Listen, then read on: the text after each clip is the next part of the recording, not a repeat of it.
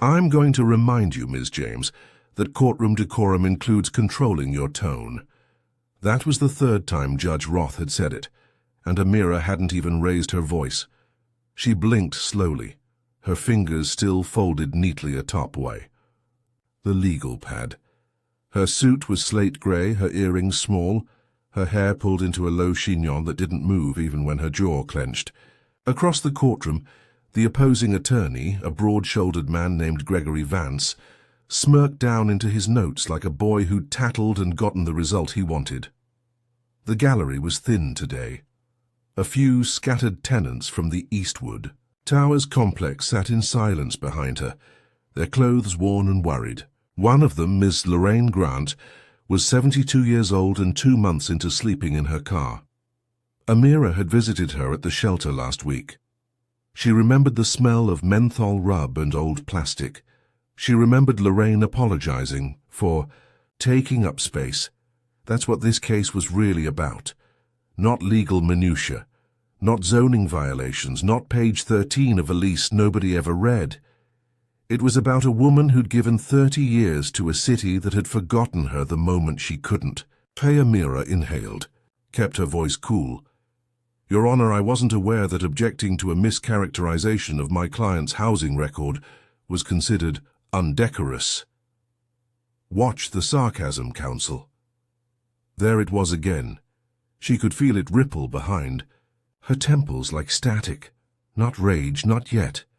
Just that heat she'd learned to hold since Howard Law, since Moot Court, since the job interviews where they told her she was intimidating or too self-assured for someone so young, since she'd had to rework her entire presence into something less threatening. She'd mastered it. She'd spent years softening the edges of her brilliance just to be allowed in the room, and now they called her hostile for speaking. Gregory rose to speak. Your Honor, I'd like to move that Ms. James's remarks be struck from the record. She's editorializing again. Amira didn't flinch, didn't turn to look at the clerk or the ceiling or the sea of indifferent eyes behind her. She looked straight at Lorraine. The older woman gave the smallest nod, chin trembling, eyes watery. Amira didn't need applause, or backup, or even fairness. She just needed that nod, and in that moment, she knew exactly how this trial would go. Not because of the law, but because she wasn't going to raise her voice, she was going to raise the roof with her calm. Amira stepped out of the courtroom and into the hallway like she'd just been rinsed in cold air. No one spoke to her. Not yet. Not the opposing counsel. Not the bailiff, not the court assistant who'd refused to look her in the eye all morning. But Lorraine followed, slowly, quietly, with her oversized purse tucked under one arm like a shield. You didn't lose it, Lorraine said, settling onto the bench beside her. I don't lose things, Amira replied, checking her phone. No missed calls. No messages. From the firm. Typical. After 4 years, 2 settlements, and 1 major wrongful termination victory, she still wasn't copied on major strategy emails. Her name was still mispronounced by the managing partner. And when Gregory Vance made that aggressive comment this morning, no one from her firm stood up, not even Tasha. That hurt in a different place. Tasha had been her classmate, the one who shared notes and side-eyes when professors got too comfortable saying the quiet parts out loud. But 3 years into being a junior partner, Tasha had learned how to vanish in plain sight. Like now, blinking at her from the opposite side of the hall, pretending to look for someone. Lorraine's hands twisted in her lap. "You speak good, baby. Not like them folks on TV. You talk quiet and still make it cut." Amira smiled softly. "Thank you, Ms. Grant." Lorraine blinked slowly, as if each word she had to say cost her something. "They think, 'cause we, old or broke, we supposed to bow. Let 'em talk over us, let 'em lie." She paused, her voice smaller now. "They sent men to my door with clipboards. Said I had 24 hours to move out. I begged 'em. Told 'em I had medicine in the fridge." They laughed. Amira nodded once. "I believe you." The hallway fell quiet again. Down the corridor she could see Vance talking to a younger white woman in a pencil skirt and red heels, laughing, pointing back toward the courtroom, one of the building's developers probably. They always came, dressed like it was a brunch meeting, not a battle for someone's roof. Amira checked the time. She still had 2 hours before her next hearing, and she needed to meet with another tenant, Mr. Guzman, who hadn't shown up today. He hadn't called, but she knew why. The last time she'd spoken to him, he said, "They threatened to call ICE if I testified." That was the kind of game the development company played. Their entire strategy was based on fear, eviction notices stapled with no dates, leaks left until ceilings collapsed, and quiet whispers that your kind doesn't have long here anyway. They weren't just removing tenants, they were erasing the neighborhood one family at a time. Amira rose to her feet. "Come on, Ms. Grant. I'll walk you to the bus stop." Lorraine looked up. "You sure? Ain't you got important lawyer stuff to do?" Amira smiled again, warmer this time. "This is the important stuff." They walked slowly, and with each step, Amira felt the weight of something unseen press against her chest. It wasn't sadness, not exactly. It was a deeper ache. The kind you carry when you realize no one's coming to save you, so you become the one who shows up. At the corner, she let Lorraine go with a promise to call her that evening. Then Amira turned, crossed the street, and headed straight for Eastwood Towers. If they thought this case would stay in a courtroom, they had another thing coming. Because Amira James didn't just fight cases, she unearthed systems. Eastwood Towers looked like 1,000 other buildings in the city. Brown brick, uneven sidewalks, chipped railings, and one broken elevator that hadn't worked since before Amira passed the bar. But inside, the quiet told the story. Not just silence, but absence. Hallways that once echoed with kids' laughter now sat hollow. Mailboxes with peeled-off names. Apartment numbers with eviction notices shoved halfway through the cracks. And the lobby? A dusty waiting room for ghosts. She found Mr. Guzman on the 3rd floor, apartment 3B. He opened the door just enough to see her face, then sighed in relief. "I was afraid you were someone else." "They sent someone already?" she asked. He nodded, stepping aside. "This morning. Left a fake. Final notice. It didn't even have a court stamp." "Illegal," she muttered, "but effective. That's how they get folks to disappear before they can testify." Mr. Guzman's wife, Alma, brought a tray of coffee and stale biscuits, her hands trembling as she set them down. "They say we owe back rent, but we paid. It's in the receipts." Amira took the file they'd saved, carefully organized in a plastic folder with hand-labeled tabs. Every month, every check, every cancelled money order. She flipped through them quickly, her eyes narrowing. "This isn't about rent," she said. "It's about value. The new buyers want to turn this place into boutique condos for tech workers. You two? You're in the way." Alma looked away, tears gathering.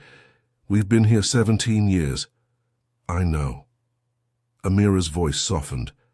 "That's why I'm here." She stayed an hour, took copies, explained what to expect in court, reminded them not to answer any calls from the building company without her present. Before she left, Mr. Guzman asked her quietly, "You think we stand a chance?" Amira didn't offer false hope. "I think they've counted on us being too tired to fight. That's their first mistake." Back at her office, the door to the firm's shared conference space was shut. She could hear voices, Gregory Vance's voice to be exact, laughing with one of the partners. She paused. Through the frosted glass, she saw Tasha seated at the table too, silent, nodding, listening. No one had told her there was a meeting. Again, Amira turned, walked to her desk and sat down. They could keep their secrets, because she had a strategy of her own. She opened her laptop, logged into the database, and pulled up the sealed exhibit she'd subpoenaed last week, the redevelopment contract. It had taken weeks to get it. The document showed exactly what she needed, a clause stating all current tenants must be vacated before March 30th, whether legally evicted or otherwise. It was the smoking gun. The judge wouldn't like it. The developers would try to bury it. But Amira, she would use it like a scalpel, and when she was done there would be no more calling her hostile. There would only be truth, and the silence that follows it. The next morning, Amira arrived in court 20 minutes early. She wore navy this time, crisp, unapologetic. Her heels tapped steady down the hallway like a countdown. Her briefcase wasn't leather, just clean and practical, but inside it sat the sealed exhibit that would tip the scales. She didn't walk fast, but every step had intent, they noticed. Gregory Vance looked up from his seat at the plaintiff's table, his smirk a little thinner now. He didn't say good morning, he never did. Judge Roth entered 3 minutes late, robe flaring slightly as he adjusted his glasses. "All right," he said without greeting. "Let's resume. Ms. James, do you have further evidence you wish to introduce before closing arguments?" She stood slowly. "Your Honor, I do." The courtroom barely stirred. Most of the gallery assumed this was routine. Another tenant attorney, scrambling to delay the inevitable. Vance barely looked up. Amira handed the file to the clerk without flair. No dramatics, just deliberate movement, like she knew what was inside would speak louder than anything she could. The clerk passed it to Judge Roth. He flipped through, then paused, his brow furrowed. "Where did you obtain this, counsel?" "Via legal subpoena last week, through the Department of Urban Development's Records Division. Certified copy sealed until this morning." She watched the judge's lips press together. A flicker of discomfort crossed his face. "This contract includes a clause," she said, stepping forward, "that outlines the plaintiff's intention to vacate all tenants, regardless of cause, by March 30th. It uses language that explicitly prioritizes financial expediency over legal due process. I believe the court will find that violates not only tenant protections, but also public funding stipulations tied to this building's tax abatement program." The courtroom shifted. The gallery straightened. Even Lorraine, seated 3 rows back, with her headscarf neatly tied, sat forward like she'd heard the click of a lock turning. Gregory stood suddenly. "Objection! This is an interpretation." "Overruled," Roth snapped. The courtroom went still. Gregory flinched, thrown off by the judge's sudden pivot. Amira didn't gloat, didn't even smile. She turned instead to look at Lorraine, then the Guzmans, then the elderly couple in the front row who'd been whispering translations to one another since the trial began. Their eyes were wide. "May I proceed?" she asked. "Go ahead," Roth replied, voice tight. Amira returned to her table, opened her file, and laid out the rest. Emails, memos, city reports. Each one showed the same pattern. The plaintiff, Eastwood Redevelopment Group, had secured funding based on promises to protect current tenants. But privately, they'd created a strategy to nudge residents out early, through fear, delay, intimidation. It was systematic, it was cruel, and it was now public. By the time she sat down, the courtroom was silent. Gregory's face had gone pale. The judge had stopped scribbling. Amira folded her hands. No anger, no gloating.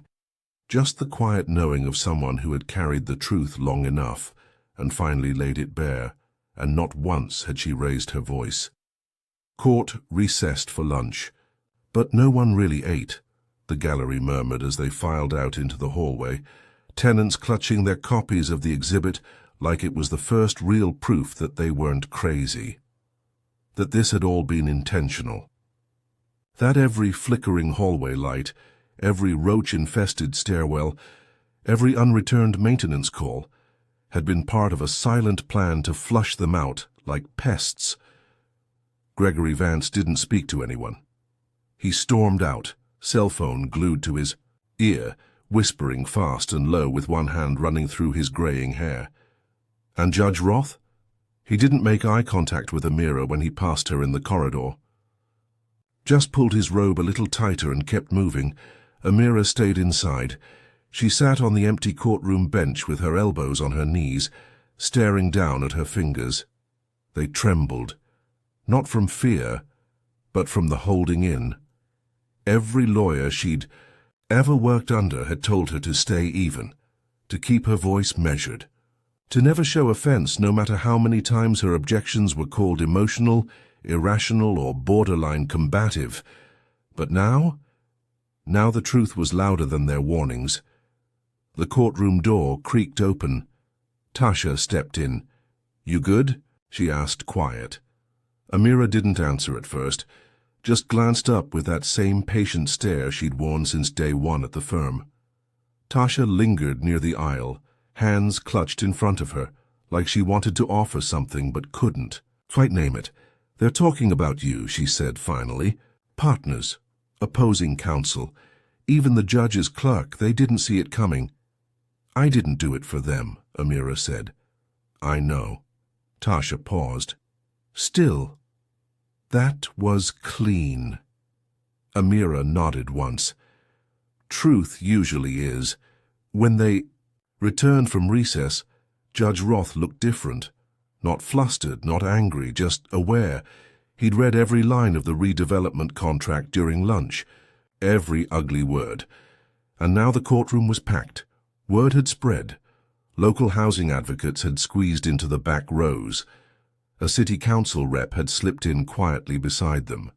Even the court reporter looked alert now, fingers poised like, "The next line might make headlines." "Ms. James," the judge said, clearing his throat, "in light of the newly introduced evidence, the court is prepared to re-examine the preliminary rulings on tenant removals and the standing of the plaintiff's claim. The language in this redevelopment agreement raises significant ethical and legal concerns." Gregory Vance stood face tight. "Your Honor, I request a continuance to review the documents in full." "Denied," Roth interrupted, firm. "You've had ample opportunity to provide your disclosures." Ms. James retrieved what your office withheld. A few gasps echoed. Someone whispered, "That's right." Amira didn't look at Gregory. She looked at Lorraine, who was gripping her rosary like a lifeline. "I also intend," Roth added slowly, "to forward this agreement to the city attorney's office for investigation into potential violations of housing policy and misappropriation of public funds." Vance sat. He didn't speak again. After the hearing, Lorraine reached for Amira's hand with both of hers. "They gon' let me stay?" Amira met her eyes. "They're going to have to." Lorraine laughed softly, the kind of laugh that comes out wet and shaky when it's been buried too long. "You didn't even yell," she whispered, awed. "No need," Amira said. She didn't need to raise her voice. She had raised the bar. It took less than 48 hours for the media to catch on. By Friday morning, the local papers ran a headline. On page 2, "Redevelopment Scandal Sparks Eviction Lawsuit Review." By Monday, it was front page. Amira didn't give interviews. She declined every invitation to speak on the news, every podcast inquiry, every "we'd love to hear your perspective" email from reporters who'd never cared about Eastwood Towers until now. She didn't need the spotlight. She'd already won something deeper. Tenants were calling it the paper that saved us. The exhibit, now public record, was being downloaded, shared, and translated into Spanish, Khmer, and Vietnamese by grassroots volunteers across the city. Other tenant groups were printing it out and highlighting phrases like forced turnover regardless of legal status. It wasn't just a document, it had become a warning flare. At the firm, things got quiet. Partners who once walked past her without a nod now offered stiff hellos. Her inbox, normally a mess of irrelevant forwards and passive-aggressive meeting. Reminders was suddenly full of great job on Eastwood and impressive court strategy. Tasha even forwarded an email from the managing partner suggesting Amira lead the firm's new housing rights initiative. She didn't respond. Not yet. Let them feel the silence. Let them stew in the discomfort of realizing that the same woman they'd once accused of being too sharp for first client meetings was now the reason their firm was trending, for the right reasons, for the first time in years. She returned to Eastwood Towers that Friday. This time, she didn't knock. On Mr. Guzman's door. He met her downstairs, freshly shaven, eyes lighter. Alma was beside him in a navy sweater, holding a Tupperware of homemade tamales she insisted on giving Amira, just in case you skipped lunch again. Lorraine was waiting too, with a folding chair and a notebook. "We're starting a tenants committee," she said. "Figured we'd need someone to take minutes. Might even get a lawyer to help us keep track of what's legal and what's dirty." Amira smiled. "Sounds like you're already halfway there." Lorraine beamed, and for the first time in a long time, Amira let herself breathe. Not the shallow kind.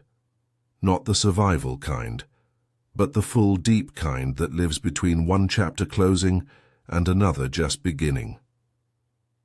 Back in her apartment that night, she took off her blazer and sat on the floor with her notes spread around her like a circle of fire. There were other buildings, other tenants, other silent battles no one was paying attention to. Her phone buzzed. A new email. Subject: Speaking engagement. Howard Law Alumni Panel on Advocacy. From Dean Candice Wright. Amira didn't smile exactly, but something in her eyes warmed. Not bad for a woman once warned to tone it down in mock trial. She reached for her pen and began to write. The Howard Law Auditorium hadn't changed much. Same creaky seats, same old oak podium, same scent of floor wax and borrowed time. But now Amira stood on the stage instead of slinking in late from the back row, and the room looked smaller than she remembered. Dean Wright introduced her with a tight smile. "Our final speaker this evening has been described by local press as a rising voice in tenant advocacy. But we at Howard knew her as something else. Unshakable. Please welcome Amira James." There wasn't thunderous applause, just honest, respectful claps from the new class. A few students already had their phones out, ready to record. Amira stepped forward, not with performance, but with purpose. She didn't use a speech. She just looked out at the sea of sharp eyes and tired shoulders and said, "When I was here, they told me my voice was too pointed, too direct, too black, too woman. Too much." She let it settle. "They said I should practice smiling more in the mirror, so I could ease into rooms better. I tried it. And you know what I learned?" She paused. "You can smile while they erase you." A ripple moved through the auditorium. Heads nodded. But silence, when chosen, is not weakness, it's power. Strategic silence makes them lean in, listen harder, wonder what you know that they don't. Now they were fully quiet. "I won a case 2 weeks ago without raising my voice. Not because I was calm, but because I was clear, because I showed up prepared, and because I refused to let anyone else tell the story better than me." Her eyes landed on one young woman in the front row, black, braids, eyes wide. Pen frozen mid-scribble, Amira's voice softened. "Don't let this world convince you that your intelligence has to come in a whisper."